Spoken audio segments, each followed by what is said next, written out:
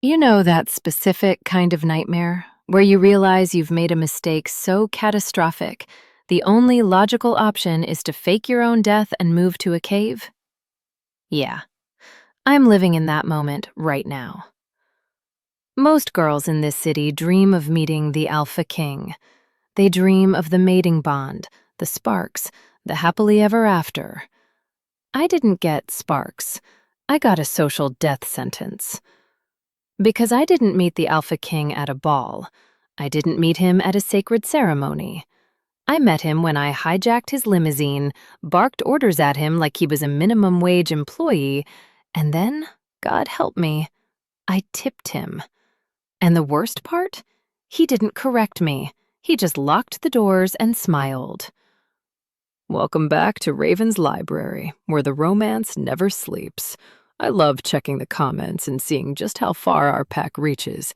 We have listeners tuning in from every corner of the globe. So, before we dive into today's story, pause for a second and let me know in the comments, where in the world are you listening from tonight? Represent your city.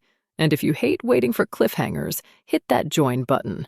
Our members get early access to every single upload, plus exclusive loyalty badges to stand out in the comments section. Skip the wait, grab your badge, and let's get into the story. Chapter 1. The Escape. Driver, take me home, and step on it before those vultures come out here. I slammed the heavy door shut, sealing out the flashbulbs of the paparazzi and the suffocating stench of desperation that clung to the Moonstone Gala like cheap perfume. My chest was heaving, my silver heels were dangling from my fingertips, and I was dripping wet. I threw myself back against the plush leather seat, letting out a groan that was half frustration, half relief. "Did you hear me?" I snapped, leaning forward when the car didn't immediately peel away from the curb. "I said drive. I'm paying for express, aren't I? Or is the meter broken?" The man in the front seat didn't move. He didn't flinch.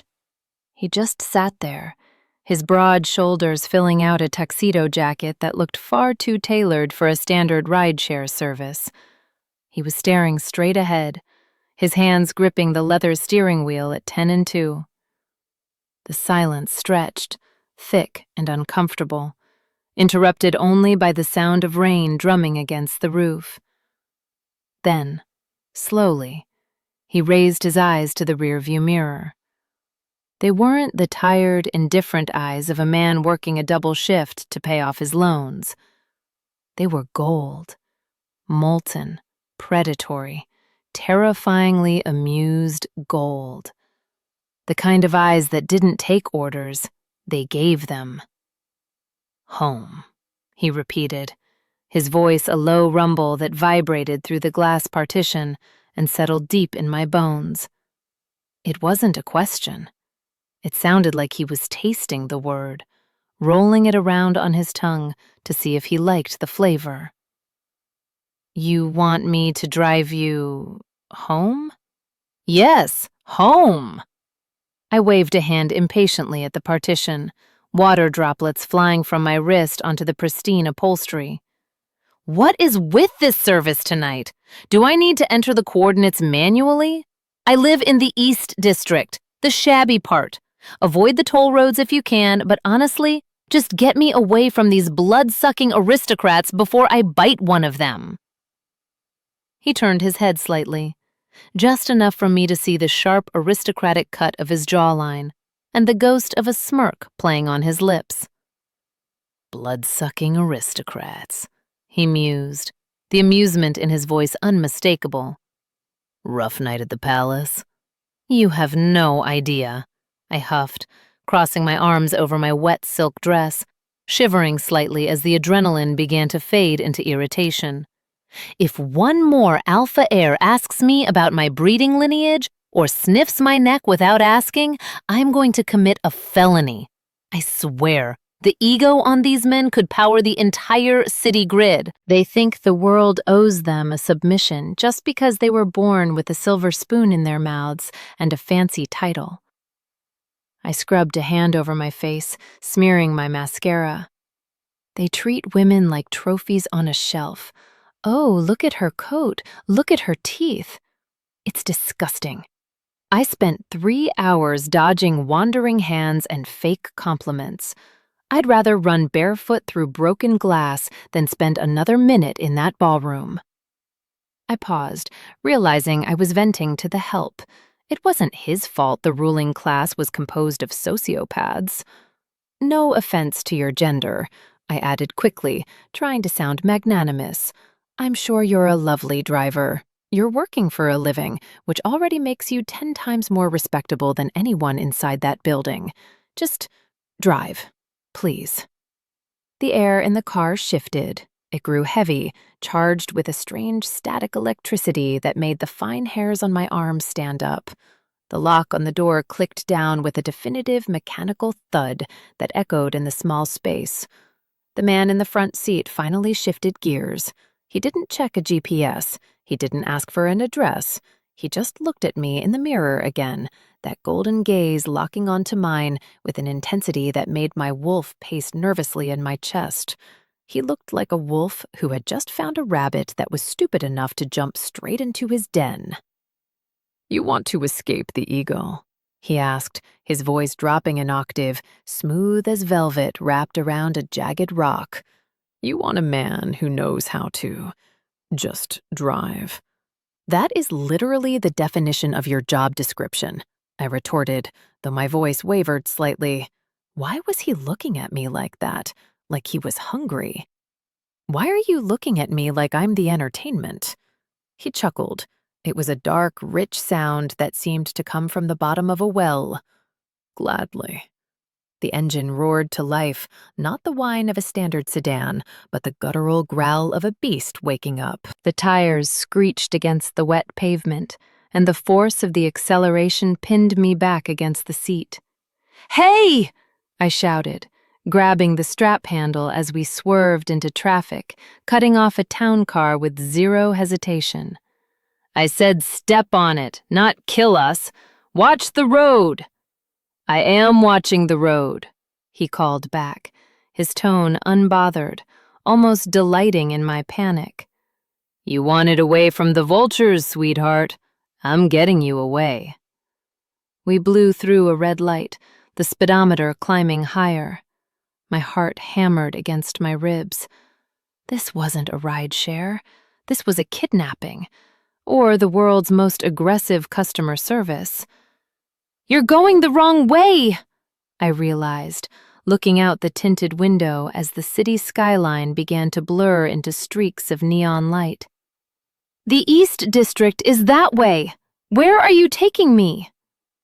He didn't answer. He just floored it. Chapter 2.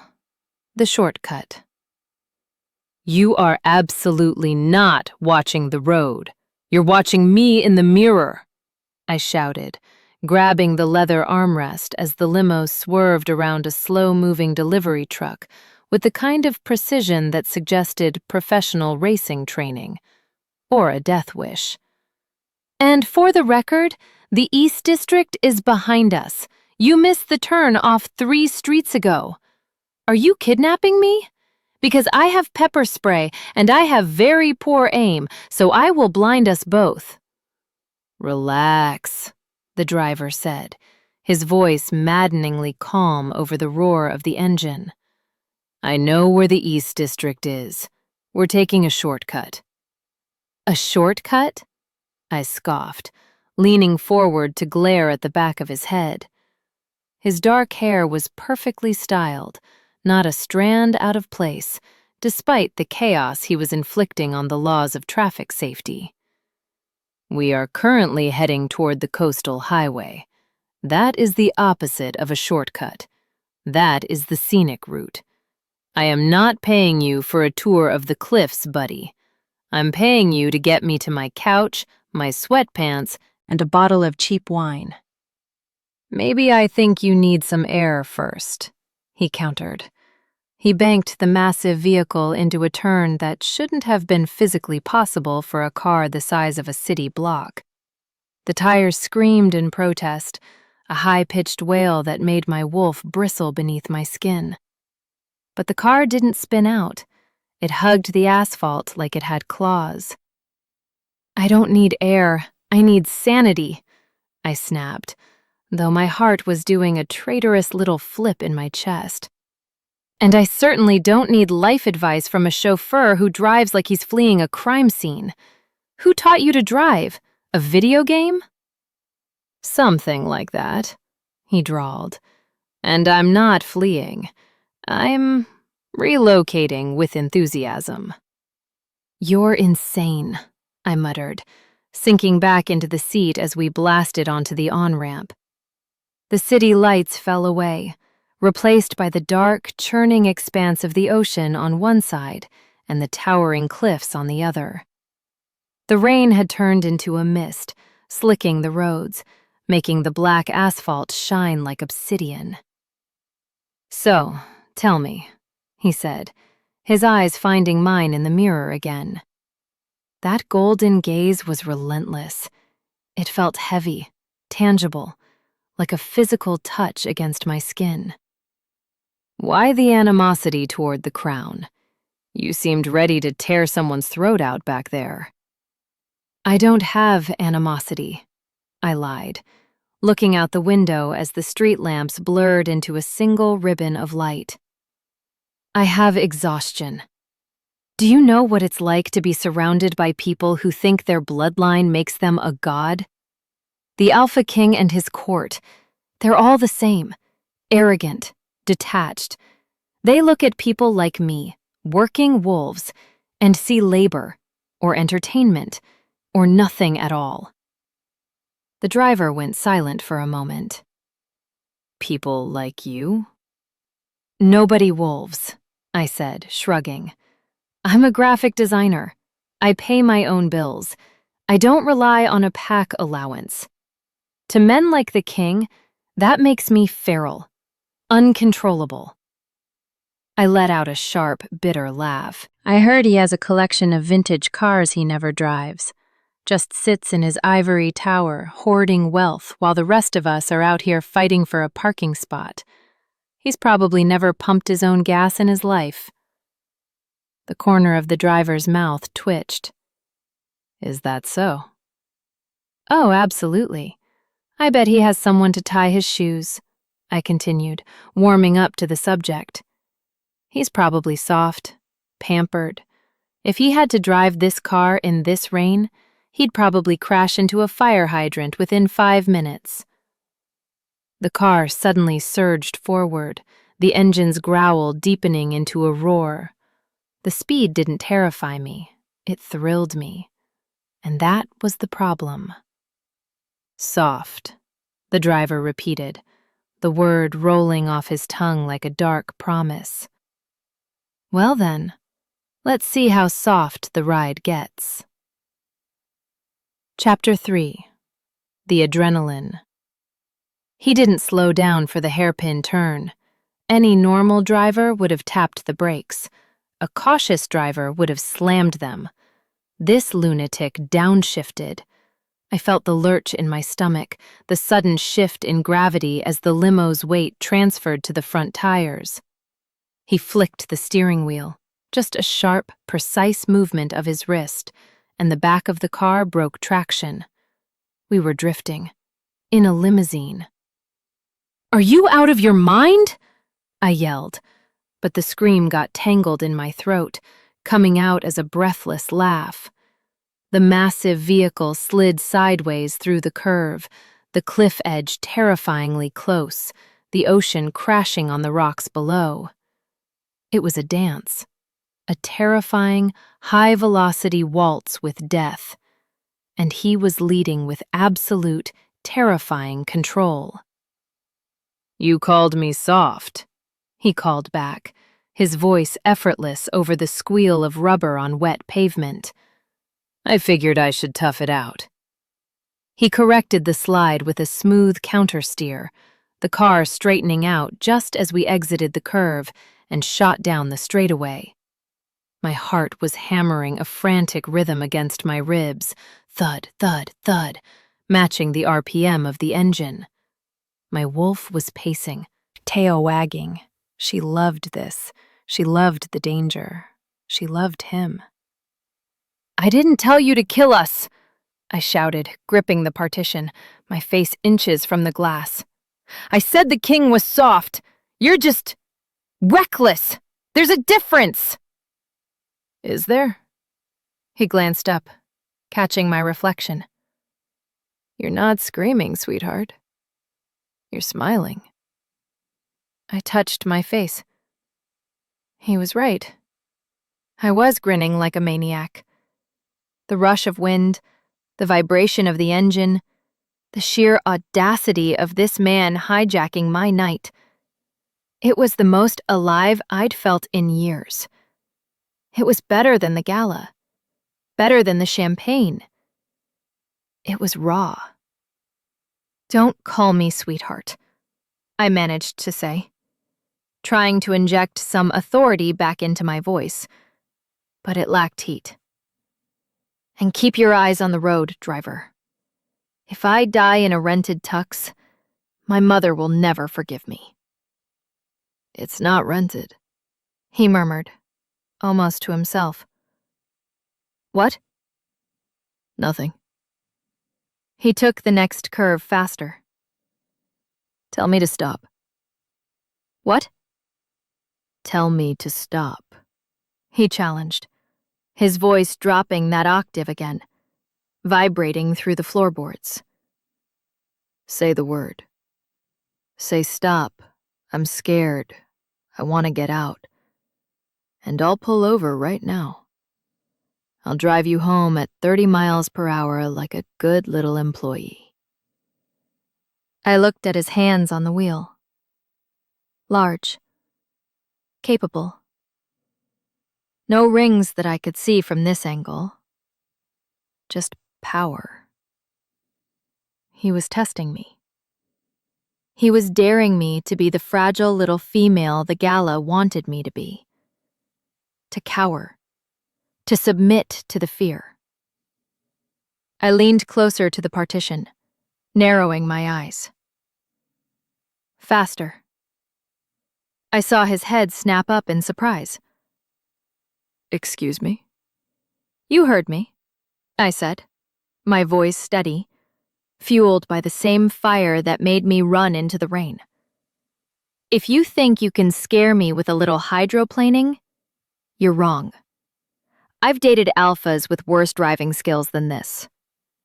Drive the car, pretty boy. Show me what you've got." A low, guttural sound filled the cabin. It took me a second to realize he was laughing. It wasn't a polite, courtly chuckle. It was a dark, delighted sound. "As you wish." The world blurred. The ride became a blur of motion and sound, a symphony of chaos that we were creating together. We weren't driver and passenger anymore. We were partners in crime. For 20 minutes, I forgot about my rent, my job, the crushing expectations of society. It was just the rain, the speed, and the man in the front seat who drove like a god. And then, abruptly, the motion smoothed out. The engine quieted. The scenery shifted from jagged cliffs back to the crumbling brick and graffiti of the East District. He slowed down, navigating the potholes of my street with a gentleness that was almost jarring after the violence of the highway. He pulled up to the curb of my apartment building, the one with the flickering street lamp and the overflowing dumpster, and put the car in park. The engine cut. The silence that rushed in was deafening. Chapter 4. The Realization. The silence in the car was heavy, thick with the residual adrenaline of the drive. My chest was still heaving, my skin buzzing with electricity. I sat there for a moment, staring at the back of his head, trying to compose myself. I felt unmoored, like I had just stepped off a roller coaster and hadn't quite found the ground yet. "Well," I breathed out, smoothing the wet silk of my dress over my knees. "You certainly took the scenic route. "You asked to be taken away," he said. His voice was different now that the engine wasn't roaring. It was quieter, deeper. "Did I succeed?"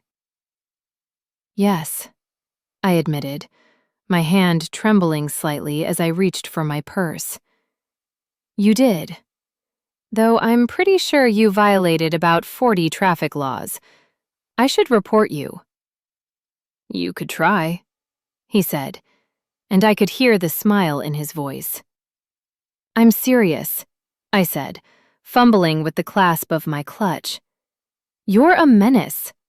A talented menace, but a menace." I finally got the bag open and fished around for my wallet. "And since I'm a woman of my word, I'm paying you, even though you technically kidnapped me for half an hour." I pulled out a crumpled $20 bill, my emergency pizza money. It was all the cash I had on me. I leaned forward to slide it through the gap in the partition. "Here, for the gas, and for not killing us." At that moment, he reached up and flicked the overhead dome light on. The cabin flooded with harsh yellow light. For the first time, I saw him clearly. Not as a silhouette, not as a pair of eyes in a mirror, but as a man. And my heart stopped. Dead. The black hair was swept back with a casual elegance that cost more than my college tuition. The tuxedo wasn't just tailored, it was bespoke, the fabric absorbing the light. But it wasn't the clothes. It was the face. The sharp, high cheekbones, the scar just above his left eyebrow that every tabloid had analyzed for meaning, the predator's jawline, and the ring. His hand was resting on the center console, inches from where I was holding the money. A heavy gold signet ring sat on his finger. Embossed into the metal was the snarling wolf head with the crescent moon in its jaws. The royal crest, the seal of House Valerius. My breath hitched in a strangled gasp. I looked from the ring to his face. He turned in his seat, draping his arm over the backrest, and looked me dead in the eye. Up close, his eyes were devastating. Gold flecked with obsidian, the eyes of the apex. "Roman," I whispered, the name slipping out before I could stop it. Not Your Majesty, not Alpha King, just Roman. "Sophie," he replied. He knew my name. How did he know my name? "You have a very vigorous critiques of my leadership style. I'm impressed." I froze. My brain was short-circuiting. I had just spent 40 minutes treating the Alpha King of the entire continent like an Uber driver. I had insulted his driving. I had called him pretty boy. I had called him soft. I was going to be executed, or exiled, or worse, put on the front page of the Daily Shifter. He looked at the $20 bill in my hand, then up at my face. One eyebrow arched perfectly. "Is that for me?" Panic, hot and white, flooded my system. Fight or flight kicked in. And since I couldn't fight the Alpha King, and I refused to faint, my brain chose a third option. Audacity. I couldn't take it back. I couldn't apologize. If I apologized now, I would be just another groveling subject. I would be exactly what I told him I hated. My hand stopped shaking. I hardened my expression, masking the terror with a mask of pure, unadulterated sass. "Yes," I said, my voice surprisingly steady. "It's for the ride." The service was adequate. I tossed the crumpled $20 bill onto the center console. right next to his priceless royal signet ring. "Keep the change, Your Highness." I didn't wait for a reaction. I grabbed the door handle, shoved it open, and practically fell out onto the wet sidewalk. I didn't look back. I kicked off my shoes and ran toward my apartment building door like the hounds of hell were snapping at my heels. Behind me, in the silence of the street, I heard a sound that chilled me to the bone. He was laughing. Chapter 5. The Hunt Begins. I didn't sleep, obviously. I spent the next 48 hours in a state of hyper-caffeinated paranoia, peeking through my blinds every time a car drove past. I was waiting for the secret police, or a royal summons, or a drone strike. You don't just throw pocket change at the man who owns half the continent and expect to get away with it. I had visions of being dragged to the dungeons, or worse, being sued for emotional distress. Can kings sue for emotional distress? He probably wrote the laws, so yes. But Monday morning arrived, and I wasn't in shackles. I was just tired, hungover on anxiety, and late for work. I dragged myself into Prism Design, the boutique marketing agency where I worked as a senior graphic designer.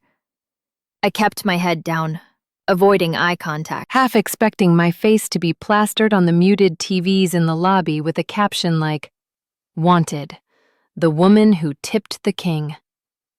But the news was just the usual weather reports and celebrity gossip.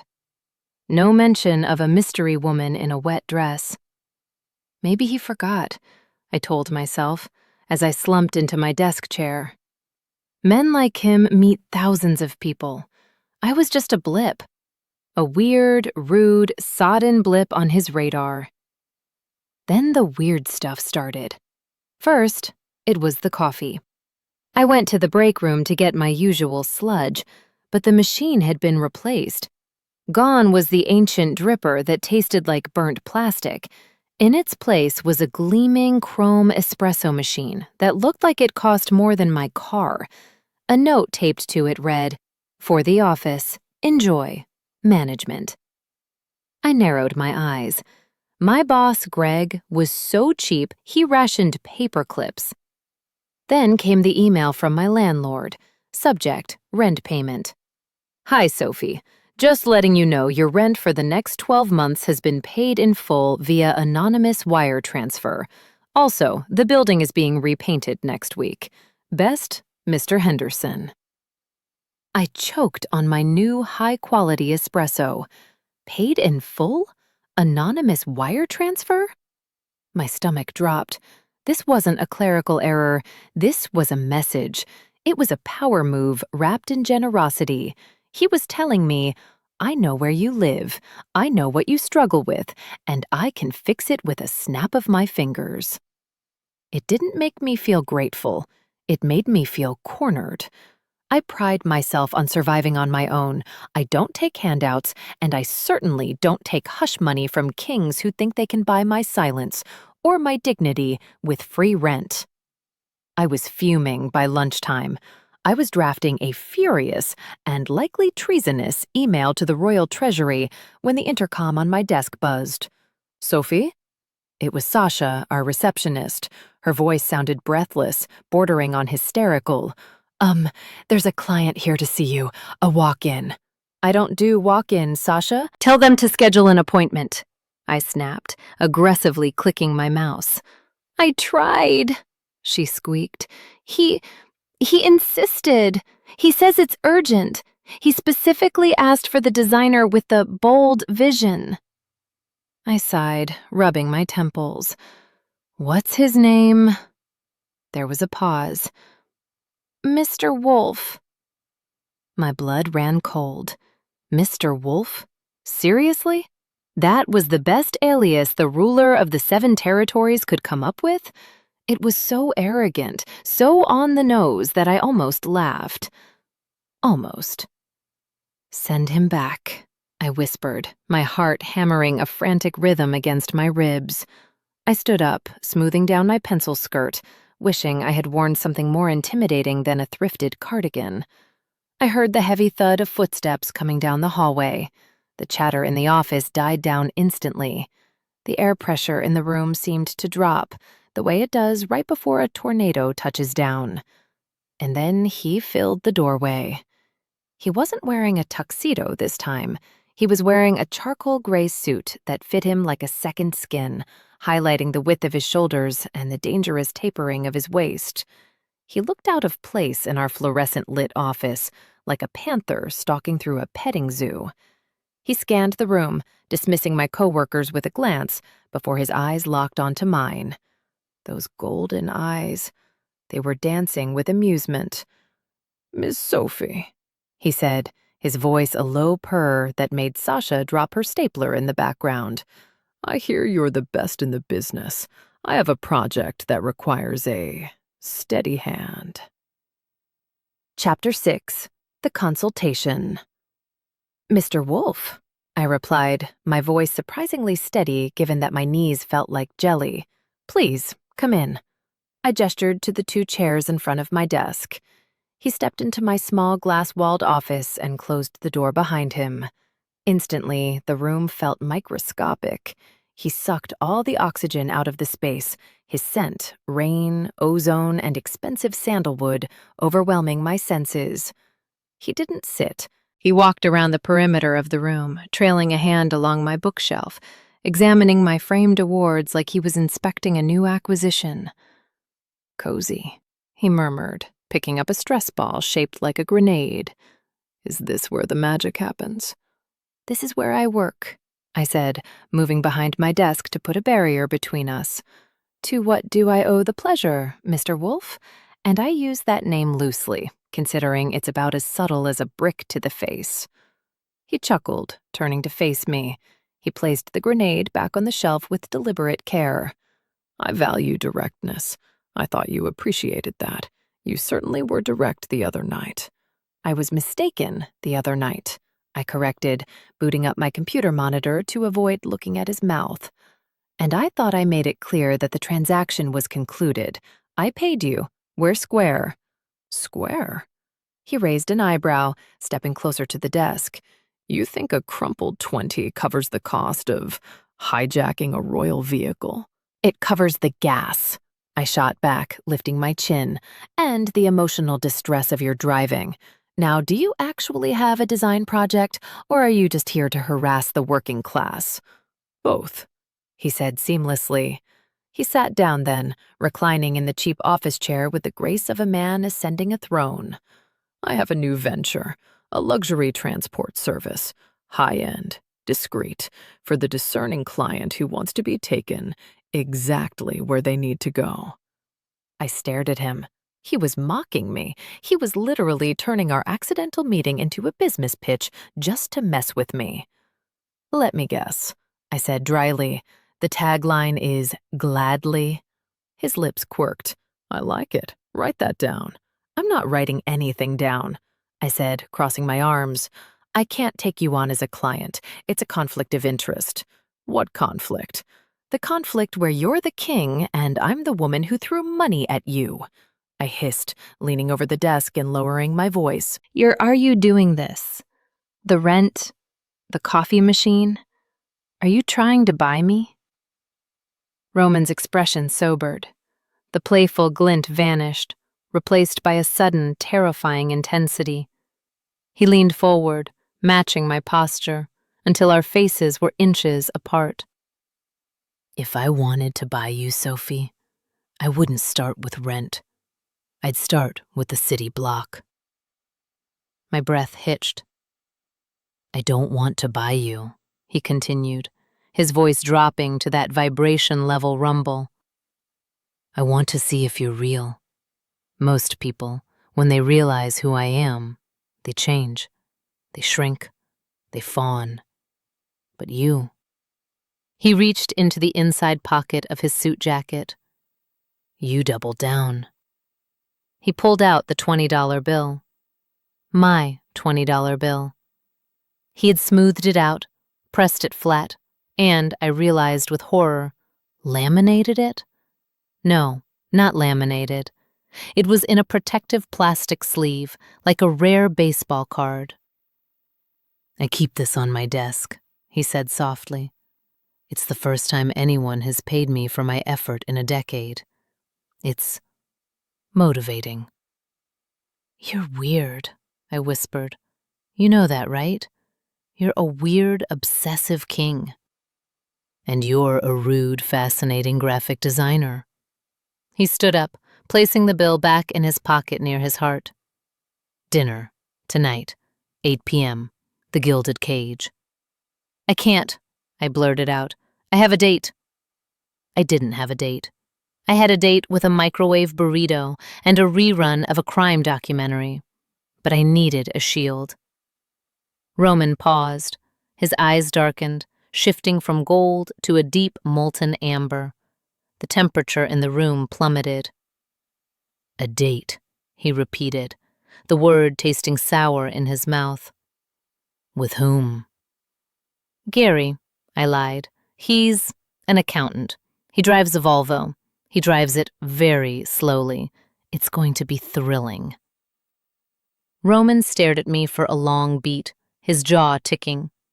Then a slow, predatory smile spread across his face. It wasn't a nice smile. It was the smile of a wolf who had just decided to hunt. "Gary," he mused. "Well, I suppose I'll see you around, Sophie. Don't work too hard."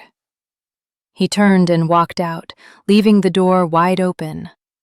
I collapsed into my chair, my heart racing, feeling like I had just survived a bomb disposal. I needed a real date. Fast. Chapter 7. Public Property. Gary was real. Sort of. He was a friend of a friend I had matched with on a dating app 3 months ago and ghosted. I texted him in a panic at 2 p.m. By 7:30 p.m., I was sitting across from him at Le Petit Bistrot, a perfectly adequate, moderately priced French restaurant that was definitely not the Gilded Cage. Gary was exactly as I had described him. Safe. He was talking about tax brackets. He had been talking about tax brackets for 20 minutes. And the thing about the capital gains tax is that it really disincentivizes short-term investment, Gary was saying, cutting his chicken with precise surgical strokes. "Are you listening, Sophie?" "Riveting, Gary," I said, forcing a smile and taking a massive gulp of wine. "Tell me more about the fiscal year." I was bored out of my mind, but I felt safe. No one was looking at us. No one was challenging me. It was normal. I needed normal. Then the atmosphere shifted. It started with the silence, the gentle clinking of silverware, and the hum of conversation in the restaurant simply stopped. It rolled through the room like a wave, starting at the entrance and washing over us. Gary stopped chewing. I turned around in my chair. Standing at the hostess stand was Roman. But he wasn't alone. He was flanked by 2 massive bodyguards who looked like they ate concrete for breakfast. The hostess looked like she was about to faint. Roman scanned the room. It took him exactly 1 second to find me. His gaze locked onto mine, and he started walking. He didn't wait to be seated.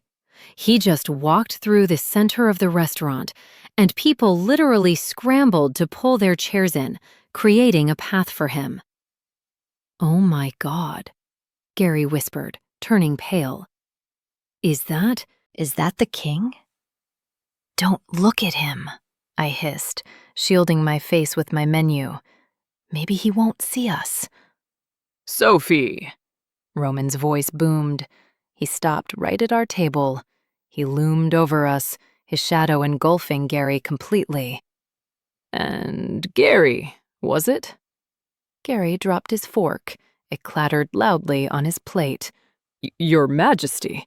He stammered, half rising from his chair to bow, then panicking and sitting back down. Yes, Gary. I'm Gary. Fascinating. Roman drawled, not looking at Gary at all. His eyes were glued to me. He looked at my dress, a simple black number, my hair, my half-empty wine glass. I believe there's been a mistake with the reservation system. There hasn't, I said, glaring at him. We are eating dinner. Go away. The restaurant gasped. Someone dropped a glass. Gary looked like he was going to cry. Actually, Roman continued, ignoring my rudeness, I've just bought the restaurant. What? I choked. I bought it about 5 minutes ago on my phone. Roman said casually, checking his nails. And I've decided to make it a private event. Everyone else will be compensated for their meals and asked to leave. But you two, he smiled that sharp, dangerous smile. You can stay. I insist. You are unbelievable. I stood up, my chair scraping loudly against the floor. You bought a bistro just to crash my date? I didn't want you to be interrupted by the crowds, he said innocently. I know how much you value your privacy. Come on, Gary, I said, grabbing my purse. We're leaving. I think I should stay, Gary squeaked. I mean, free dinner? And the king? I looked at Gary. I looked at Roman, who was looking at me with pure, unadulterated triumph. Fine, I snapped. Enjoy your chicken, Gary. I stormed away from the table, heading for the exit. Roman was on my heels instantly. He caught up to me in the narrow hallway leading to the coat check, stepping in front of me to block my path. Move, I warned. You're running again, he said softly, his voice low and intimate in the confined space. Why are you running, Sophie? He bores you. I could smell the boredom on you from the door. He's normal, I shouted, prodding him in the chest with my index finger. I poked the solid wall of muscle beneath his suit. He doesn't buy buildings to make a point. He doesn't have a security detail. He's safe. Safe is boring, Roman countered, taking a step closer, forcing me back against the wall. He didn't touch me, but he caged me in with his body. And you're not a woman who wants safe. You jumped into my car in the rain. You ordered me around. You have fire in your blood, Sophie. Stop trying to drown it in lukewarm water. I saw the way you looked at me in the office, he whispered, leaning down, his face inches from mine. And I see the way you're looking at me now. You're not angry because I ruined your date. You're angry because you wanted me to. I opened my mouth to argue, but the words died in my throat. Because he was right. My heart was pounding not with fear, but with anticipation. Get out of my way, I whispered, but I didn't push him back. Make me, he challenged. Just then, a flash went off. We both froze. Through the glass door of the restaurant entrance, a paparazzi photographer was lowering his camera, a grin on his face. He had just captured the Alpha King, pinning a mystery woman against a wall, her hand on his chest, their faces intimately close. Oh no, I breathed. Roman looked at the photographer, then back at me. Well, he murmured, so much for being a nobody. Chapter 8. The Scent of Trouble. The flash didn't just blind me, it branded me. I tried to shield my face, but it was too late. I pushed past Roman, ignoring his hand reaching out to steady me, and practically sprinted for the exit. I left Gary, the free dinner, and my dignity somewhere near the coat check. I got home, locked my door, drew the curtains, and prayed that the news cycle would find something more interesting by morning. Maybe a political scandal, or a celebrity breakup. Anything other than the king and the commoner. I was naive. By 7 a.m., my face, or rather the side of my face and my very aggressive finger poking the king's chest, was on every screen in the city. The headlines were creative. Who tamed the beast? Asked one. The royal rebuke, screamed another. But my personal favorite, courtesy of the trashiest tabloid in the supernatural world, was The Mystery Shrew. Who is the woman scolding the crown? Shrew? I yelled at my laptop screen, slamming my coffee mug down. I am not a shrew. I am a dissatisfied customer. My phone started buzzing, then vibrating. Then it just stayed on a continuous hum of incoming notifications. Unknown numbers, texts from people I hadn't spoken to since high school, asking if I was dating the money. And then, the noise started outside. I peeked through the blinds of my third-floor apartment. The street below, usually occupied by a dumpster truck and a stray cat, was swarming. Vans with satellite dishes, photographers with lenses the size of bazookas. A drone was literally hovering outside my balcony, buzzing like a mechanical mosquito. I was trapped. I couldn't go to work. I couldn't go to the grocery store. I was a prisoner in my own home because I refused to be charmed by a billionaire with a god complex. My phone rang again. I was about to throw it across the room when I saw the caller ID. It didn't show a number.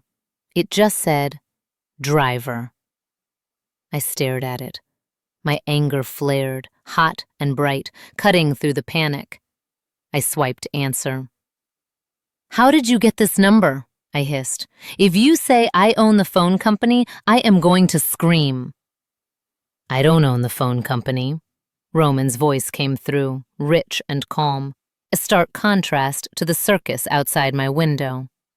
I just have a very persuasive IT department. Look outside, Sophie. I am looking outside, I shouted. There are 50 people with cameras trying to get a shot of my pajamas. This is your fault. You and your gravitational pull. I agree, he said smoothly.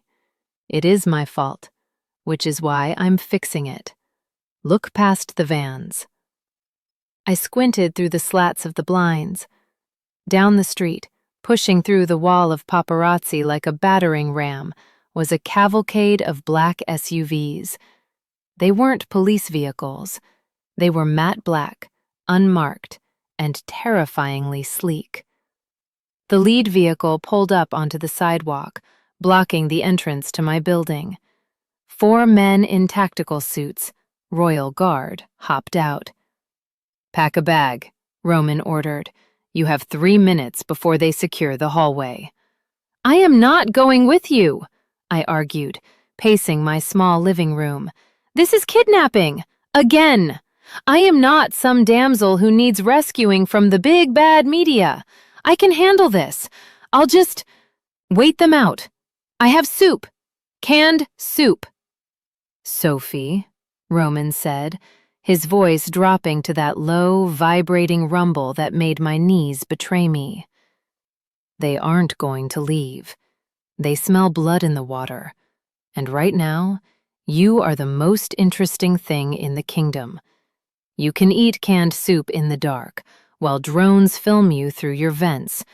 Or you can come to a place where the only person watching you is me. The way he said it sent a shiver down my spine. It wasn't a threat. It was a promise. I hate you, I whispered, grabbing my duffel bag. I know, he replied, and I could hear the smirk. The team is at your door. Don't forget your toothbrush. Chapter 9. The Safe House. The extraction was humiliatedly efficient. The Royal Guard surrounded me like I was a nuclear warhead, shielded me with Kevlar umbrellas, and shoved me into the back of the armored SUV. We drove for 20 minutes in silence before entering a private underground tunnel that bypassed the city traffic entirely. When the elevator doors finally opened, I wasn't in a safe house. I was in a palace in the sky. Roman's penthouse occupied the top 3 floors of the obsidian tower. It was all glass, steel, and dark marble. It was breathtakingly beautiful and completely cold. It looked like a museum where happiness went to die. Roman was waiting for me in a living room, a space the size of a basketball court. He had ditched the suit jacket and rolled up the sleeves of his white dress shirt, exposing forearms that looked like they could strangle a bear. "Welcome to the bunker," he said, holding up a cardboard box. "I hope you like pepperoni. It was the only thing I could order without triggering a security protocol." I dropped my bag on the floor, looking from the priceless art on the walls to the greasy pizza box in the king's hands. The absurdity of it hit me. "You live here?" I asked, walking over to the floor-to-ceiling windows. The city was spread out below us, a grid of lights. I felt like I was looking down from Olympus. "It's quiet." "It's lonely," he corrected. He set the pizza on a coffee table made of what looked like volcanic rock. "Eat. You look like you're vibrating." I sat on the edge of the massive leather sofa, grabbing a slice. I hadn't eaten since the disastrous French dinner. "So," I said, chewing aggressively, "this is the plan? You hide me in your ivory tower until the world forgets I poked you?" "I don't think they'll forget," Roman said, sitting opposite me. He didn't eat. He just watched me. "No one touches me, Sophie. No one yells at me. And certainly no one treats me like a service worker. You broke the narrative. People are confused." "I didn't mean to break the narrative," I muttered, wiping grease off my lip. "I just wanted a ride home." "Why did you run that night?" he asked suddenly. "At the gala, before you found the car. You looked desperate." I hesitated. I could lie. I could give him the polished PR answer. But here, in this quiet, sterile fortress with pizza grease on my fingers, the pretense felt heavy. I felt invisible, I admitted softly, staring at the city lights. Not invisible like no one sees me. Invisible like I didn't matter. The men there, they looked at me and saw a status symbol, a potential mate to breed strong heirs. They didn't care what I thought, or what I made, or who I was. I felt like I was suffocating. I just needed to breathe. I looked at him. "Why do you drive? You have an army of drivers. Why were you in the front seat?" Roman leaned back, his golden eyes losing their predator edge, softening into something more human. "Control," he said. "My entire life is managed. My schedule, my meals, my laws, my wars. I am the apex. I am responsible for everyone. But behind the wheel, it's just physics. Input and output. If I turn the wheel, the car turns. If I hit the gas, it goes. It's the only place where I am just a man in a machine. Until you jumped in." He leaned forward, his elbows on his knees. And then, for the first time in 10 years, I wasn't just driving. I was chasing. "I wasn't trying to be chased," I whispered. "I know," he said. "That's why I can't stop." Chapter 10. The Almost Kiss. The air in the penthouse changed. Outside, the weather had turned. A summer storm was rolling in, heavy and purple, mirroring the night we met. Thunder rumbled low and deep, shaking the glass walls. Inside, the lights flickered and dimmed, casting the vast room into shadow. We had finished the pizza. We had finished the small talk. Now there was nothing left but the silence and the undeniable magnetic pull that had been tugging at my chest since I first saw his eyes in that rearview mirror. Roman stood up. He walked over to where I was sitting, but he didn't sit back down. He stood over me, his presence overwhelming. He smelled like rain and power. "You should go to bed," he said. His voice was rough, strained. "The guest suite is down the hall. It has a lock. You'll be safe." "I know I'm safe," I said, standing up to face him. It was a mistake. Standing up put me inches from his body. I could feel the heat radiating off him. "You're not the one I'm afraid of, Roman." "You should be," he murmured. He reached out, his hand hovering near my face, before his fingers lightly grazed my cheekbone. His touch was electric.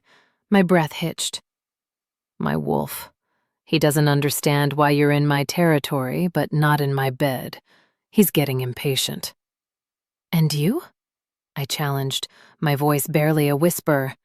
"What do you understand?" "I understand that you are trouble," he said, his thumb tracing the line of my lower lip. "I understand that you value your freedom more than anything, and I understand that if I kiss you right now, you might run again." He stepped closer, caging me against the back of the sofa. There was nowhere to go. I didn't want to go anywhere. The storm outside flashed, illuminating his face, the hunger, the restraint, the raw need. "I'm not running," I said. The truth of it surprised me. I was done running. Roman's eyes flared. His hand moved from my face to the nape of my neck, his fingers tangling in my hair. He pulled me closer, tilting my head back. His gaze dropped to my lips. "Then tell me to stop," he whispered, echoing the words from the car. "Tell me to stop, Sophie."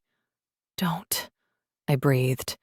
He groaned, a low, animalistic sound, and lowered his head. I closed my eyes, my hands clutching the fabric of his shirt, bracing for the collision. I could feel his breath on my lips, hot and fast. Ding! The elevator doors blasted open with a cheerful chime that sounded like a gunshot in the quiet room.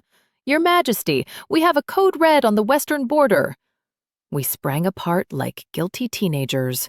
I stumbled back, my heart hammering so hard I thought it would crack a rib. Roman spun around, a snarl ripping from his throat that was entirely wolf. Standing in the elevator, holding a tablet and looking horrified, was a severe-looking man in a suit. The chief advisor. He looked at Roman. He looked at me, flushed and disheveled. He looked at the pizza box. "Am I interrupting?" the advisor asked, his voice dripping with judgment. Roman straightened his shirt, his back rigid. "Get out," he growled. "Sir, the council is—" "I said—" Roman turned, his eyes glowing fully gold now, terrifying and absolute. "Get out." The advisor didn't flinch. He looked straight at me, his eyes cold and calculating. "I think it's Ms. Sophie who needs to leave, sire, before she causes irreparable damage to the crown's image.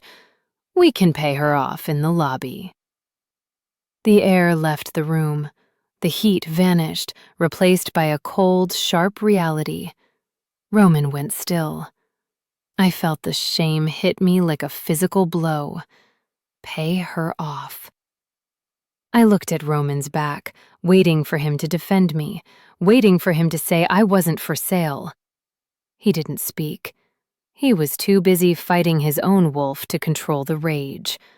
But to me, it looked like hesitation, and that was all I needed to see. Chapter 11. The Reality Check. Pay her off. The words hung in the air like toxic smoke, choking the oxygen out of the room. They were simple words, spoken with the casual, bored indifference of a man ordering a coffee, but they hit me with the force of a physical blow. I looked at the advisor. He was a thin man with glasses that caught the light, hiding his eyes. He wasn't looking at me with hatred. He was looking at me with annoyance. To him, I wasn't a person. I wasn't the woman who had just been moments away from kissing the king. I was a pothole in the road, a stain on the carpet, a liability to be scrubbed clean with a checkbook. I looked at Roman.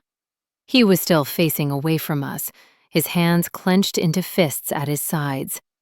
The muscles in his back were coiled so tight, the seams of his shirt looked ready to burst. A low, vibrating growl was emanating from his chest, a sound that was pure primal warning. I knew, logically, that he was fighting his own instincts. I knew he was likely seconds away from ripping the advisor's throat out, and was using every ounce of his willpower to remain human. But in that moment, logic didn't matter. What mattered was the silence. He didn't speak. He didn't spin around and roar, "How dare you!" He didn't immediately claim me. He hesitated. And in the world of kings and commoners, hesitation is a verdict. The shame that washed over me was hot and agonizing. It burned away the desire, the almost kiss, the fantasy of the last 48 hours. It woke me up. "You don't need to check the budget," I said. My voice was quiet, but it sliced through the tension in the room like a razor blade. The advisor blinked, finally looking at me. "Excuse me?" I said, "You don't need to check the budget," I repeated, stepping out from the shadow of the sofa. I walked over to where my duffel bag lay on the floor. I picked it up, slinging the strap over my shoulder. It felt heavy. It felt like reality. I'm not for sale, and I'm not a liability. "Sophie," Roman growled, his voice strangled, like he was speaking through crushed glass. He started to turn, his movement jerky and unnatural. Don't what?" I asked, looking at his back. "Don't leave? Don't listen to the man who manages your life?" "He's right, Roman. Look at us." I gestured between his bespoke shirt and my wrinkled jeans, the pizza box, and the million-dollar view. This isn't a romance. It's a PR crisis waiting to happen. You're the king. I'm just the girl who needed a ride. I am trying not to kill him, Roman managed to get out, his knuckles turning white. "That's the problem," I said sadly. "You have to try. You have to fight your own world just to have a conversation with me. I don't want to be a battle you have to fight every day." I walked to the table where we had eaten. I grabbed a napkin and a pen from the hotel-style stationery kit. I scribbled 2 words. "Fun's over." I left the note on top of the pizza box. "There," I told the advisor, who was watching me with a mixture of confusion and relief. "Problem solved. The liability is removing herself." I walked toward the elevator. "Sophie!" Roman roared. The sound shattered a vase on the mantel. It was the sound of a predator whose mate is walking away. He spun around, his eyes burning with a terrifying golden light. But I was faster. I hit the button. The doors were already open from the advisor's arrival. I stepped in and slammed my hand on the lobby button. "Goodbye, Your Highness," I whispered. The last thing I saw before the silver doors slid shut was Roman lunging across the room, moving faster than a human should be able to move, his hand reaching out to stop the doors. Thud. The metal sealed. The gears whirred. And I began the long, silent descent back down to the earth, where I belonged. Chapter 12. The Withdrawal. The city turned gray. I don't mean that metaphorically. I mean that the moment I left the obsidian tower, the summer storm that had been threatening to break finally unleashed itself, and it didn't stop raining for 6 days. The sky was a bruised purple, the clouds hanging low and heavy over the skyscrapers, weeping onto the pavement. It was fitting. I went back to my apartment. I went back to work. I blocked the number labeled driver. I blocked the unknown numbers. I stayed off social media, though I couldn't avoid the TVs in the break room or the whispers at the water cooler. Apparently, the king was having a bad week. Reports coming out of the palace suggest a massive restructuring of the royal council. The news anchor droned on Tuesday. Chief Advisor Marcus Thorne has been relieved of his duties, effective immediately. Sources say he was escorted from the premises by security. I stirred my coffee, staring at the screen. He fired him. He actually fired him. Furthermore, the anchor continued, looking nervous, His Majesty has cancelled all public appearances for the foreseeable future. The royal press secretary cites personal matters, but insiders describe the mood within the citadel as volatile. The king is said to be on the warpath. I turned the TV off. I should have felt vindicated. I should have felt powerful. The man fired his top advisor because of me. But I just felt cold. I missed the banter. I missed the adrenaline. I missed the way he looked at me in the rearview mirror, like I was the only destination that mattered. But I couldn't go back. Going back meant admitting that I wanted to be part of that world, the world of judgments, of hierarchies, of people who looked at my bank account before they looked at my eyes. I refused to be a consort. I refused to be tamed. Friday arrived with a crack of thunder that shook my windows. I was sitting on my floor, sketching designs I would never sell, when a knock came at the door. I froze. If it was him, if he was standing there, I didn't know if I had the strength to slam the door again. I crept to the peephole. It wasn't him. It was a courier, a generic delivery guy in a yellow poncho, looking miserable in the rain. I opened the door. "Delivery for Sophie?" he grunted, shoving a clipboard at me. "That's me," I signed, confused. I hadn't ordered anything. He handed me a box. It wasn't a cardboard Amazon box. It was a heavy, matte black box made of some material that felt like velvet and steel combined. It had no return address, just my name embossed in silver. I took it inside and set it on my kitchen table. My hands were shaking. I knew who it was from. The aesthetic was undeniable. I lifted the lid. There was no note, no letter begging for forgiveness, no long explanation of his feelings. Inside the box, resting on a bed of black silk, was a single, heavy cardstock envelope with the royal seal in wax.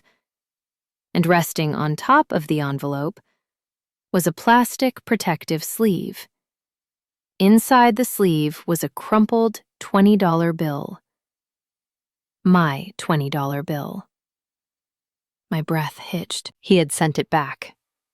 I opened the envelope. It was an invitation. The Royal Solstice Ball, Saturday, the 21st of June, the Palace of Mirrors, Admit 1. And underneath the formal printed text, someone, Roman, had written in thick black fountain pen ink, "The meter is still running. Come get your change." I stared at the money. I stared at the handwriting. It wasn't a plea. It wasn't an apology. It was a challenge. He was telling me that the transaction wasn't over. He was telling me that if I wanted to be done with him, I had to come and tell him to his face. He was daring me to walk into the lion's den and reject him in front of the whole world. I picked up the $20. I felt a smile, a sharp, dangerous, terrifying smile, tug at the corner of my mouth. "Okay, driver," I whispered to the empty room. "You want a destination? I'll give you one." Chapter 13. The Preparation. If I was going to walk into the Palace of Mirrors, a place designed to make people feel small, inadequate, and underdressed, I wasn't going to do it as the mystery shrew. I wasn't going to do it as a victim. And I certainly wasn't going to do it as a Cinderella hopeful. I was going as the wolf who tipped the king. I spent the next 24 hours in a frenzy. I called in every favor I had in the fashion district. I didn't want a gown. I didn't want tulle or lace or sparkles. I wanted armor. "Make it sharp," I told my friend Leo, a tailor who worked out of a basement in the East District.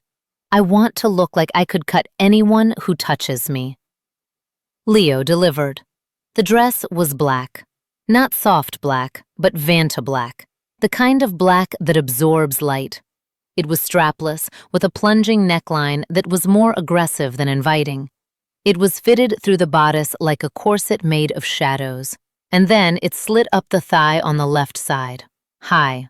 Dangerously high. I paired it with stiletto heels that were essentially steel spikes.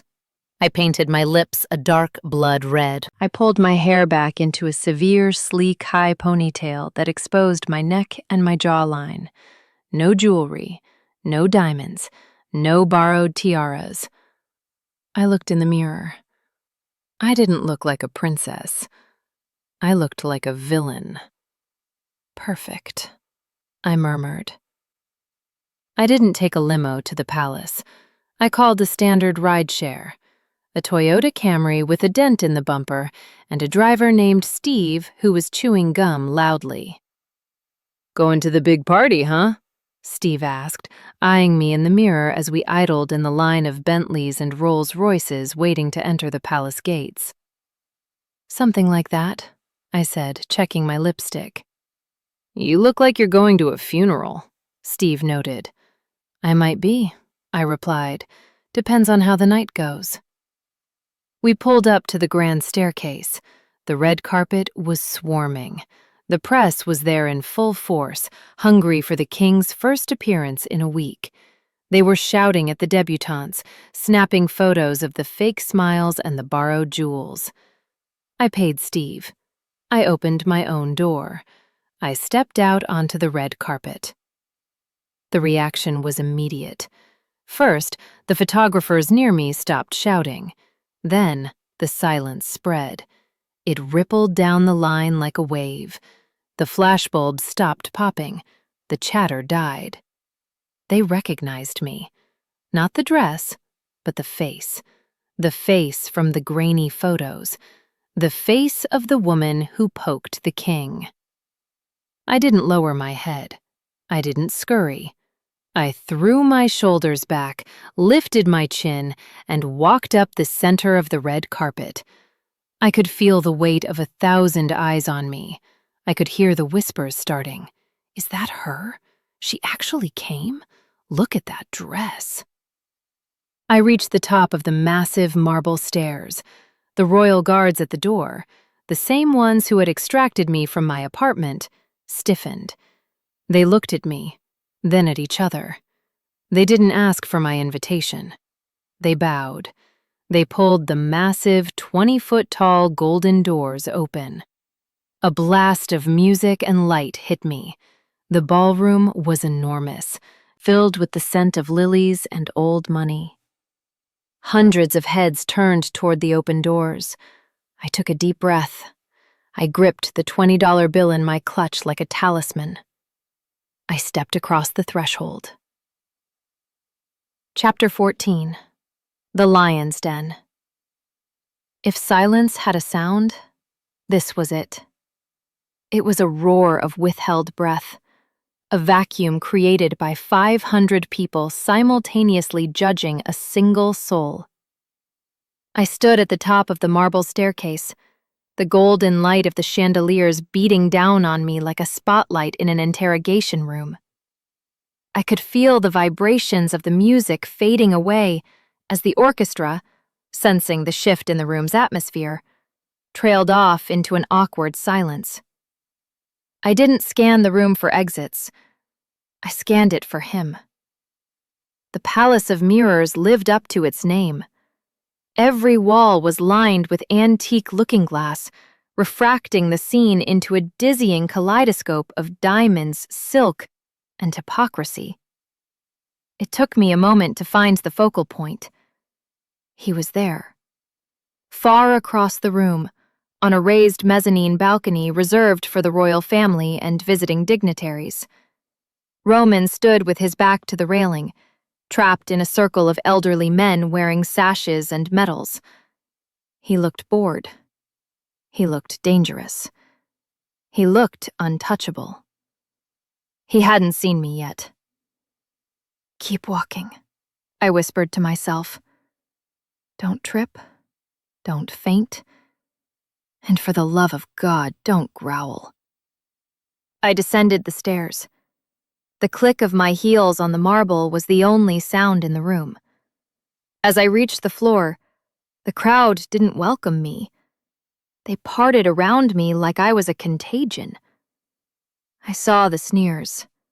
I heard the whispers, low and venomous, designed to be heard but not attributed. "That's her. The charity case. I heard she broke into his car. Look at that dress. Who wears black to a solstice ball? She looks like an executioner."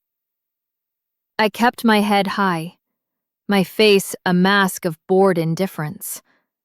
I made a beeline for the bar, needing something, anything to occupy my hands. I ordered a sparkling water, gripping the crystal glass until my knuckles turned white. "Enjoying the view from the bottom?" The voice was sickly sweet, dripping with false concern. I turned to find a woman standing mere inches from me. She was beautiful in the way a poisonous flower is beautiful, blonde, statuesque, wearing a gown of crushed velvet that cost more than my entire education. I recognized her from the tabloids. Lady Alara, the daughter of a duke, and the woman the press had been betting on to be Roman's mate for 3 years. "Lady Alara," I said, keeping my voice steady. "The view is fine. It's the company that's lacking." Alara's smile didn't waver, but her eyes narrowed into slits. Her posse, 3 other women in pastel gowns, giggled on cue. "You're brave," Alara purred, stepping closer, invading my personal space. She smelled of expensive rose oil and entitlement. "Walking in here like you belong. It's almost inspiring. Like watching a dog try to walk on its hind legs." "I'm not here for your approval," I said, setting my glass down. "I'm here to return something to the king." "Oh, I'm sure you are," Alara laughed, a tinkling, brittle sound. "What is it? His wallet? Or perhaps you're looking for a tip? I heard that's how you met. He mistook you for, what was it? A beggar? A stray?" "He mistook me for someone real," I shot back, my patience snapping. "Which explains why he never looked twice at you." The air around us froze. The giggling stopped. Alara's face went rigid, the mask slipping to reveal pure, unadulterated malice. She took a step back, her hand tightening around the stem of her wineglass, a large goblet filled with deep, dark crimson Pinot Noir. "You insolent little," she began, her voice rising. "Don't," I warned, sensing the shift in her posture. "Don't do something you'll regret." "Regret?" Alara smirked. "Who is going to make me regret it? You? You're nobody. You're just the help." She didn't throw the wine. That would have been too aggressive. Instead, she feigned a stumble, a theatrical, clumsy lurch forward. Her hand slipped. The contents of the glass, an entire pint of red wine, splashed directly across the front of my dress. It hit me like a slap. The cold liquid soaked instantly into the bodice, drenching my skin, dripping down the sleek black fabric and splashing onto my shoes. The smell of alcohol was overwhelming. Alara gasped, her hand flying to her mouth in mock horror. "Oh no! Oh, I am so clumsy! But, well, it's a good thing you wore black, isn't it? It hides the stain, though nothing can hide the smell." She leaned in, her voice dropping to a whisper that only I could hear. "Driver, clean that up." Chapter 15. The King's Roar. The room didn't just gasp, it halted. The music had stopped long ago, but now even the breathing seemed to cease. I stood there, the cold wine seeping through to my skin, shivering not from the temperature, but from the sheer white-hot humiliation burning through my veins. I could feel the eyes of 500 aristocrats on me. Some were horrified, yes, but most were amused. They were smiling behind their fans. This was the entertainment. The stray had been put in her place. I looked at Alara. She was beaming, waiting for me to cry, waiting for me to run. I didn't cry. My hand drifted to the clutch where the $20 bill sat. I was about to reach for a napkin, or perhaps pour my sparkling water over her head, when a sound tore through the ballroom. It wasn't a shout. It was a physical impact. Thud! Above us, on the mezzanine, every head snapped up. Roman had not taken the stairs. He had not waited for the slow, ceremonial descent. He had vaulted over the marble railing of the balcony, a 20-foot drop, and landed in a crouch in the center of the ballroom floor. He rose slowly. If he looked dangerous before, he looked catastrophic now. His suit was impeccable, but the energy radiating off him was pure, raw violence. His eyes were glowing, literally glowing, a bright, molten gold that illuminated the shadows of his face. His jaw was set in a line of granite. He didn't look at the crowd. He didn't look at the guards who were scrambling to catch up. He looked at me. And then he looked at Alara. Alara's smile vanished. She took a step back, faltering. Your Majesty, it was an accident. She bumped into me and—" Roman didn't speak. He started walking. He moved through the crowd like a shark moving through water. People didn't just step aside. They scrambled, tripping over their gowns to get out of his path. The air around him seemed to crackle with ozone. He wasn't running, but he closed the distance in seconds. He stopped between me and Alara. He didn't even look at her. He turned his back to her completely, dismissing her existence entirely. He looked at the wine soaking my chest. He looked at the droplets on my shoes. A muscle in his cheek ticked. "Are you burned?" he asked. His voice was low, rough, and terrifyingly gentle. "No," I whispered, my voice shaking despite my best efforts. "It's just wine, Roman. It's disrespect." He cut me off. He shrugged out of his tuxedo jacket. It was a custom-made garment, woven with the royal crest, worth more than Alara's life. He didn't care. He shook it out and wrapped it around my shoulders, pulling the lapels tight to cover the stain, cocooning me in his scent. Sandalwood, rain, and fury.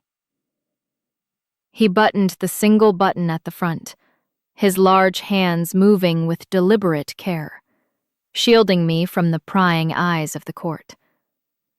His knuckles brushed my chin. His skin was burning hot. "I told you," he murmured, his eyes locking onto mine, ignoring the hundreds of witnesses. "I told you I was done driving alone. Why did you try to navigate this pit by yourself?" Because I wanted to see if I could, I replied, gripping the lapels of his jacket. "You don't have to," he said. Then he turned. He didn't yell.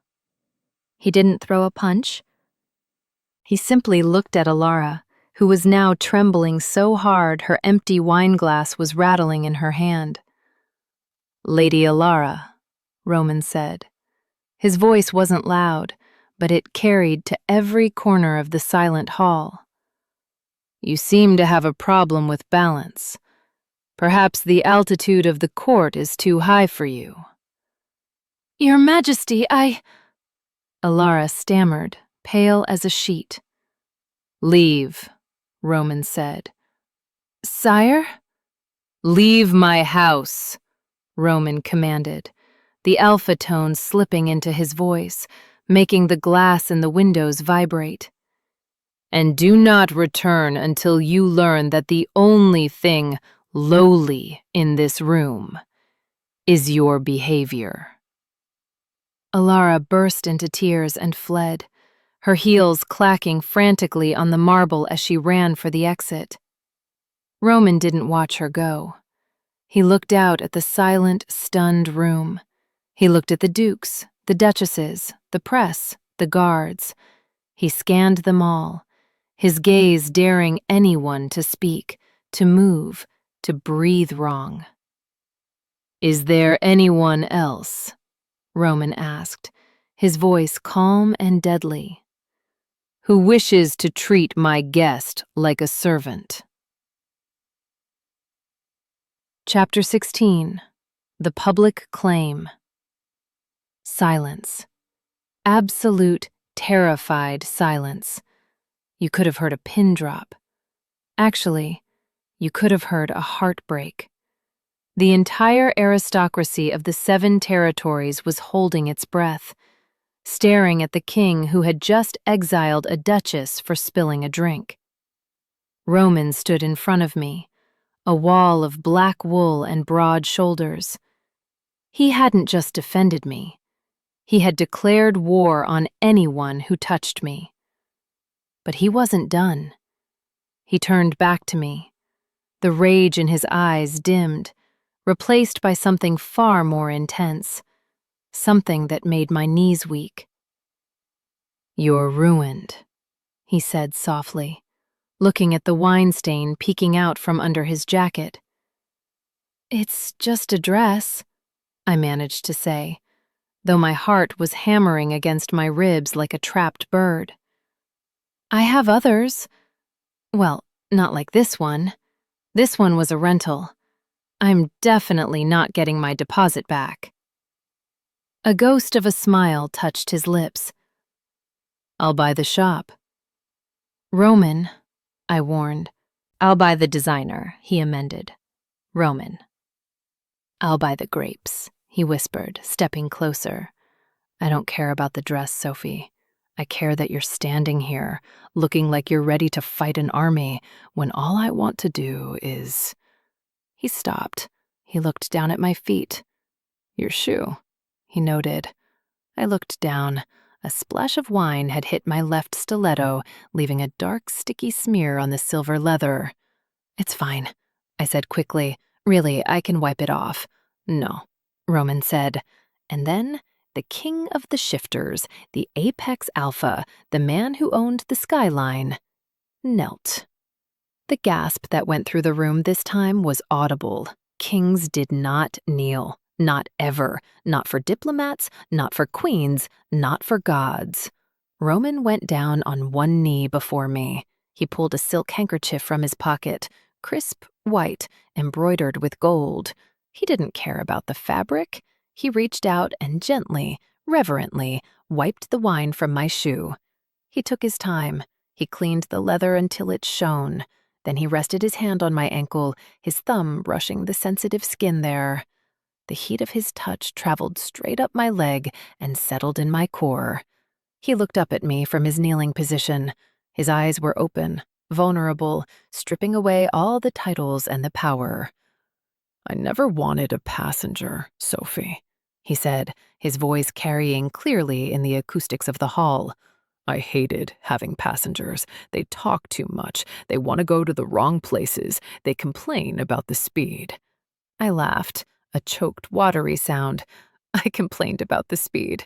You challenged the speed," he corrected. "You made the ride worth taking." He stood up, rising to his full height, towering over me but making me feel like the tallest person in the room. He held out his hand, palm up, an invitation. "I'm done driving circles around this city alone," he said. "I need a navigator. I need someone who isn't afraid to tell me when I'm lost. I need you." He took a breath. "Sophie." Will you take the wheel? It wasn't a marriage proposal. It was something bigger. In our world, asking someone to take the wheel was asking them to share the control, to share the burden, to lead with him. I looked at his hand. I looked at the $20 bill still clutched in my fingers. I looked at the crowd. They were blurring into the background. None of them mattered. The judgment, the status, the fear, it was all noise. The only thing that was real was the man standing in front of me, offering me his world. I dropped the $20 bill. It fluttered to the floor, landing on the spot where he had knelt. I placed my hand in his.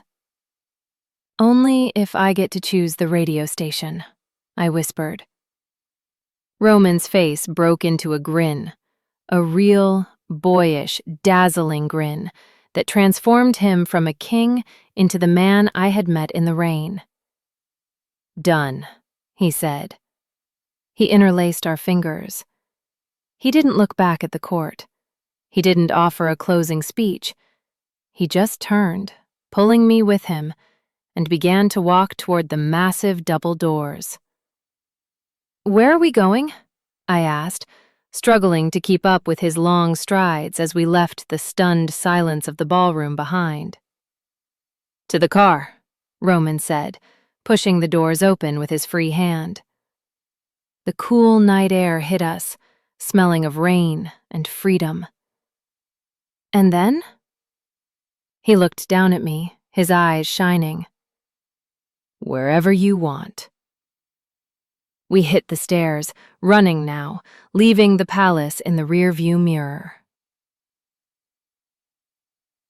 Chapter 17. The Private Confession. We hit the bottom of the grand staircase running. I don't mean a polite, hurried walk. I mean we were sprinting like two teenagers who had just pulled the fire alarm at high school. The cool night air slapped against my flushed skin, carrying the scent of rain and ozone, washing away the suffocating perfume of the ballroom. My hand was locked in Roman's, his grip firm and warm, anchoring me as my spiked heels clicked frantically against the pavement. Behind us, the heavy oak doors of the palace slammed shut, muting the stunned silence of the aristocracy. Ahead of us, the sleek black beast of the limousine was waiting, engine purring, taillights glowing red in the mist. A royal guard, the one with the stone face, held the back door open. He didn't look surprised. He didn't look at my wine-stained dress or Roman's missing jacket. He just nodded. We dove inside. The heavy door thudded shut, sealing us in. The sudden quiet was jarring. 1 second, there was the sensory overload of the court, the whispers, the lights, the judgment. The next, there was only the smell of leather, the hum of the climate control, and the sound of our own ragged breathing. I collapsed back against the seat, my chest heaving. Roman didn't sit on the opposite bench this time. He slid in right next to me, his thigh pressing against mine, his heat radiating through the layers of silk and wool. For a long moment, neither of us spoke. We just sat there in the semi-darkness, the street lamps flickering past the tinted windows, catching our breath. Then I started to laugh. It bubbled up from my chest, hysterical and sharp. I covered my face with my hands, shaking with it. I just let you exile a duchess." "She exiled herself," Roman said, his voice rough. He wasn't laughing. He was watching me. "I just opened the door." "You cleaned my shoe," I gasped, lowering my hands to look at him. "You knelt on the floor, in front of the council, in front of the cameras. Do you have any idea what you've done? The headlines tomorrow are going to be insane. King submits to stray. Monarchy crumbles over Pinot Noir." "Let them write," Roman dismissed, reaching out to tuck a loose strand of hair behind my ear. His fingers lingered on my jaw, his touch grounding me. "I don't care about the headlines, Sophie. I care about the fact that for the last week, every time I walked into a room, it felt empty because you weren't in it." The laughter died in my throat.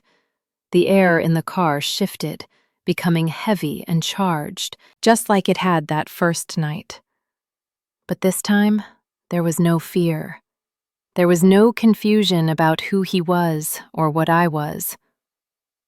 "I wasn't running from you," I whispered, the confession spilling out before I could stop it.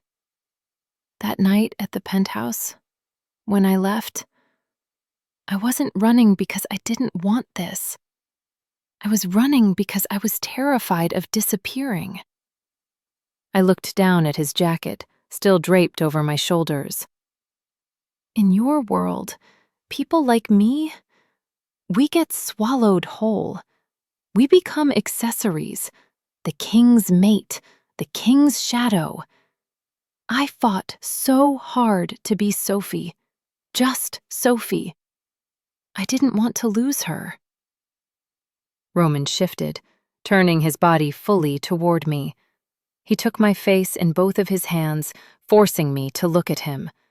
His eyes were gold, endless and consuming, but they were filled with a terrifying amount of tenderness. "You could never disappear," he said fiercely.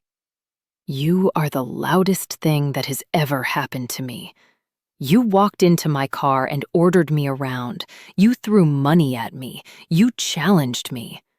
Sophie, you didn't disappear in my world. You woke it up."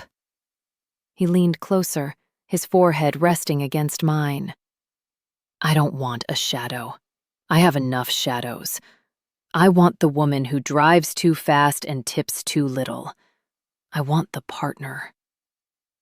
My heart stuttered. "A partner?" "A co-pilot," he corrected, a ghost of a smile touching his lips. "No partition, no glass wall, just us." I looked toward the front of the car. The privacy divider was down.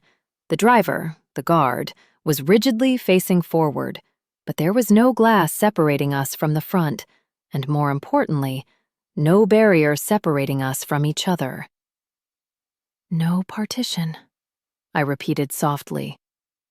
"Never again," Roman promised. He didn't wait for permission this time. He didn't ask me to tell him to stop. He bridged the gap, his mouth capturing mine with a hunger that had been building since the moment he saw me in his rearview mirror. It wasn't a gentle kiss. It was a collision. It was desperate and messy and real. I wrapped my arms around his neck, pulling him closer, tangling my fingers in his hair. The smell of rain and sandalwood enveloped me, drowning out the last lingering doubts. He tasted like power and surrender. He groaned against my lips, his hand sliding down to grip my waist, pulling me onto his lap. The friction of the silk dress against his suit trousers sent a jolt of electricity straight to my core. "Sophie," he murmured against my neck, his voice wrecked. "Tell me where to go. Tell me what you want." I pulled back just enough to look him in the eye. I saw the raw need there, the absolute willingness to give me everything he had. I realized then that he wasn't trying to cage me. He was handing me the keys. I smiled, breathless and aching and completely sure. "Drive," I whispered. "Where?" he asked, his lips brushing mine. I reached up and unbuttoned the top button of his shirt. "I don't care," I said. "Just drive." Roman growled, a low, possessive sound that vibrated through the chassis of the car. He kissed me again, deeper this time, sealing the promise. The car made a sharp left turn, the movement pressing us closer together. We weren't heading back to my apartment. We weren't heading back to the palace. We were heading into the dark, winding roads of the coast, where the only law was the speed we set together. But as the city lights faded behind us, Roman's phone buzzed in his pocket. Once. Twice. Relentless. He ignored it. He kissed my jawline, his hand moving to the zipper of my dress. It buzzed again. Long. Urgent. "Ignore it," I breathed. "I intend to," he muttered. Then, the car slowed down. We both froze. The guard in the front seat cleared his throat, his voice tight with panic. "Sire," the guard said, not daring to turn around. "I apologize. I truly do. But you need to see this." Roman pulled back, his chest heaving, his eyes flashing with frustration. "This had better be an invasion, Lieutenant." "Not an invasion, sir," the guard said, his voice trembling. "It's a billboard. We just passed it." Roman looked at me, confusion warring with lust. He reached over and hit the button to lower the window. We looked out. We were stopped at a red light in the downtown district. Towering above us was a massive digital billboard that usually displayed ads for perfume or watches. But tonight, it was displaying a photo. A photo of a crumpled $20 bill inside a plastic sleeve. And the text underneath, in massive, bold letters, read, "The king has been tipped. Who is the driver now?" Roman stared at it. I stared at it. "Is that—" I started. "My $20. Roman finished, his voice dangerously calm. "Someone leaked the photo from my desk." He turned to me, and for a second, I thought he was angry. Then I saw the corner of his mouth twitch. "Well," Roman said, pulling me back into his arms as the light turned green. "It seems the secret is out." "What are we going to do?" I asked, looking at the massive ad that was undoubtedly being seen by millions. Roman smirked, the expression sharp and wicked. "We're going to give them a show." Chapter 18. The New Navigation. "Give them a show?" I repeated, my voice squeaking slightly as the limo idled beneath the glowing 50-foot image of my pizza money. "Roman, that's not a show. That's a scandal. That's the end of your dignity." Roman just laughed. It was a free, unburdened sound that I was hearing more and more often. He leaned over, not to hide, but to press the button that lowered the tinted window all the way down. The humid night air rushed in, carrying the noise of the city and the hum of the intersection. A few pedestrians on the sidewalk looked up, saw the billboard, then looked down, saw the king in the car, and practically dropped their phones.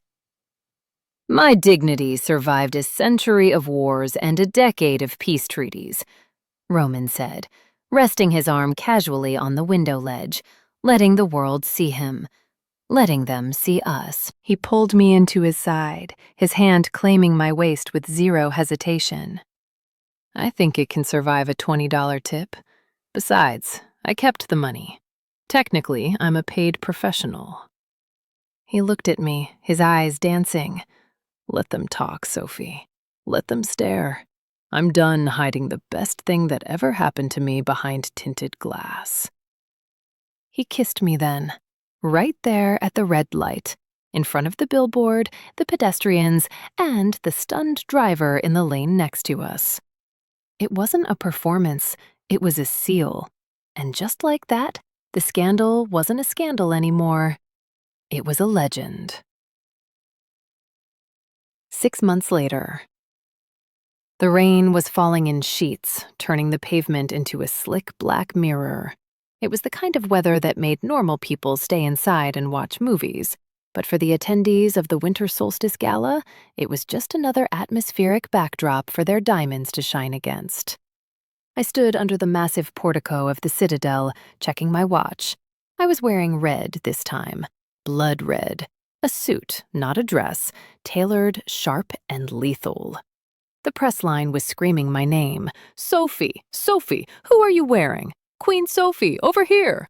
But I ignored them with the practiced ease of someone who had spent half a year navigating the Shark Tank. I wasn't queen, not officially. I refused the title. I refused the staff. I kept my job at the agency, though I did finally let Roman upgrade the coffee machine. But everyone knew, in the hierarchy of the pack, I wasn't the alpha's mate. I was the alpha's driver. It was a joke, a term of endearment, and a warning label all rolled into one. You look impatient. A deep voice rumbled behind me. I turned. Roman was leaning against a marble pillar, looking devastating in a tuxedo that I had personally selected. He looked tired. Council meetings had run long, but the moment his eyes found mine, the exhaustion vanished, replaced by that familiar molten heat. I am impatient, I said, walking over to him and fixing his bow tie, which was perfectly straight. This party is dead. The Duke of Varley tried to talk to me about crop rotation for 40 minutes. I almost bit him. Reasonable, Roman agreed, catching my hand and bringing it to his lips. I was cornered by the ambassador regarding the new trade routes. He speaks very slowly. So, I smirked, raising an eyebrow. Are we doing this? Or are we going to stay and pretend we care about the buffet? We are definitely doing this, Roman said. He signaled the valet. A moment later, the long, sleek black beast rolled up to the curb. The same car, the same dents in the bumper that Roman refused to fix because he said they added character. The valet, a young kid who looked terrified, scrambled out to open the back door for us. No, I said, stepping forward. That won't be necessary. The valet froze. Ma'am? I walked around to the driver's side. I held out my hand. The valet looked at me, then looked at the king. Roman just nodded, a smirk playing on his lips. The kid dropped the keys into my palm like they were radioactive. You're in the back, big boy, I called out over the roof of the car. The paparazzi went wild. Flashbulbs erupted like a strobe light show. They captured it all. The king of the shifters, the most powerful predator on the continent, opening the back door and sliding into the passenger seat with a look of pure, unadulterated satisfaction. I slid into the driver's seat. It felt right. The leather steering wheel under my hands, the smell of the engine, the weight of the machine waiting for my command. I adjusted the rearview mirror until I could see him. The privacy partition was down. Roman was sprawled in the back seat, his long legs stretched out, his tie undone, looking at me with eyes that promised a very interesting night once we got home. "Where to, Your Highness?" I asked, winking at him in the mirror. Roman chuckled, a low, dark sound that vibrated through the chassis and went straight to my heart. He leaned forward, resting his arms on the back of my seat, his face inches from my ear. "Home, driver," he whispered, biting my earlobe gently. "Take me home." I grinned, shifted into gear, and floored it. The tires screeched, the engine roared, and as we peeled away from the palace, leaving the stunned aristocracy in our wake, I knew one thing for sure. It was going to be a hell of a ride. Quick favor, don't go anywhere yet. If you thought the driver mistake was wild, you haven't seen anything yet. In the video on your screen right now, she mistakes the Alpha King for the butler and hands him her coat. He doesn't correct her, he just locks the door. Click that video right now. You do not want to miss this fallout.